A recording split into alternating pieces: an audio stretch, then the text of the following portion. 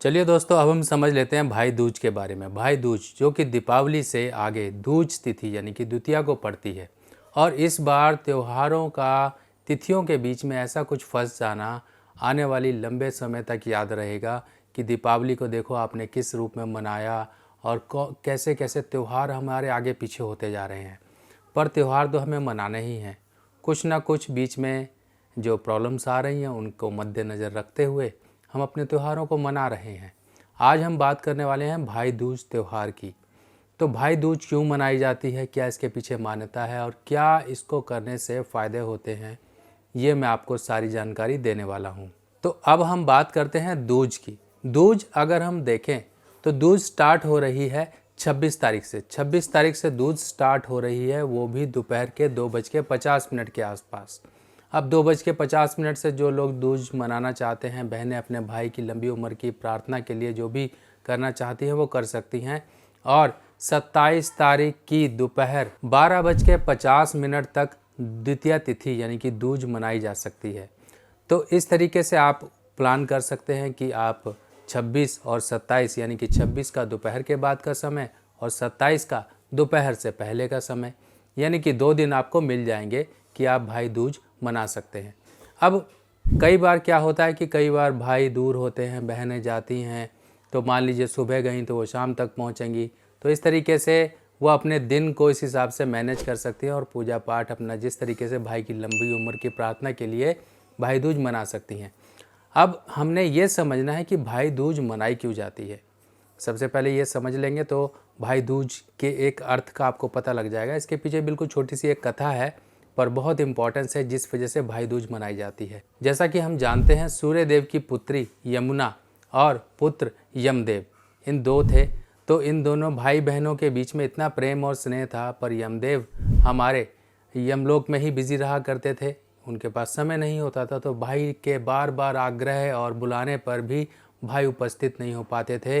तो एक दिन उनको मौका मिल गया यमराज को, वो अपनी बहन से मिलने यमुना के घर आ गई। अब जब बहन ने पूरे आदर सत्कार से उनका पूजन किया, उनको अच्छी तरीके से अच्छे मिष्ठान वगैरह खिलाए, यानी कि दिल खुश कर दिया।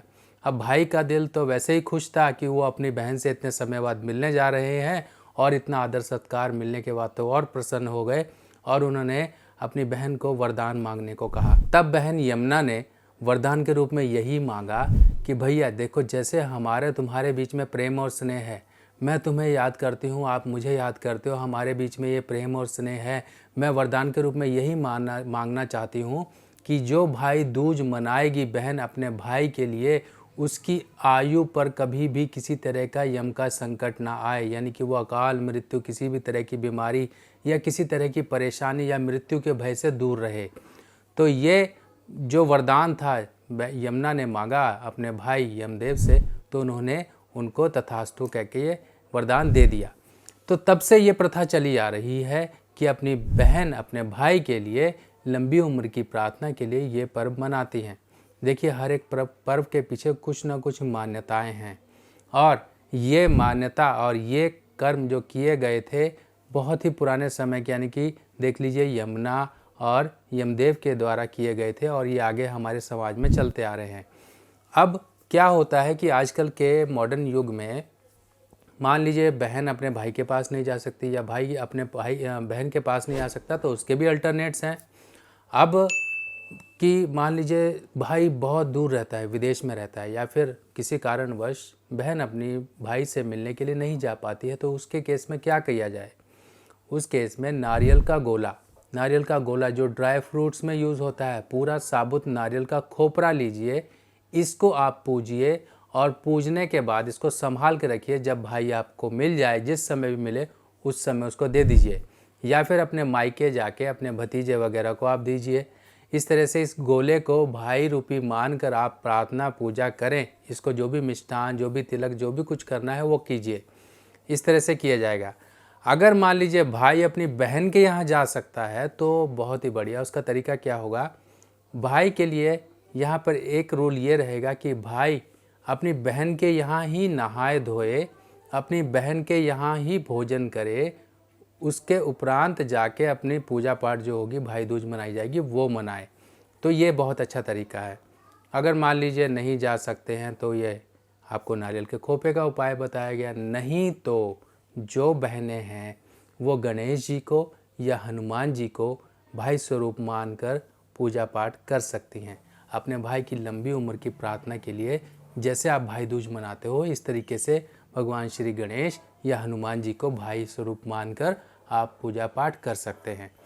अब देखिए ये मान्यताएं हैं कि इस तरीके से हम पूजा करेंगे, सब कुछ करेंगे। अब कंडीशन ये बनती है, मान लीजिए भाई बहुत ज़्यादा परेशानी में है, कहीं उसके ऊपर सेहत के कष्ट हैं या बेमतलब के झंझट पड़े हुए हैं, तब भी बहन ऐसे केस में उनके लिए प्रार्थनाएं कर सकती हैं।